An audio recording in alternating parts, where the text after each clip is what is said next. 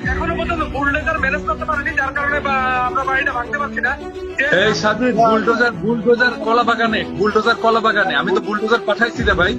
আপনারা যান না, সামনে যান, আপনারা একটু যান না, 5-10 হাজার লোক যান, বুলডোজারটা নিয়ে আসেন।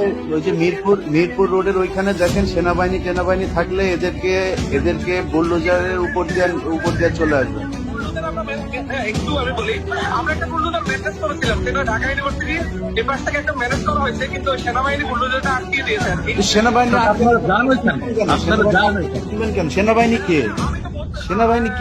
আমরা তো বছরের ব্যাপারে আছি, কিন্তু ওই দিকে যারা আছে তারা এখন ওইটা নিয়ে আসতে পারেনি আর কি। আচ্ছা, আপনারা একটু প্রয়োজনে আগে যান, নিজেরা আপনারা একটু আগে যান, তাদেরকে নিয়ে আসেন। সেখানে সেনাবাহিনী বাধা দিলে সেনাবাহিনীর এটা দায়িত্ব দেওয়া হয় না এই সরকারের পক্ষ থেকে যে তারা এটা আটকায় দিবে।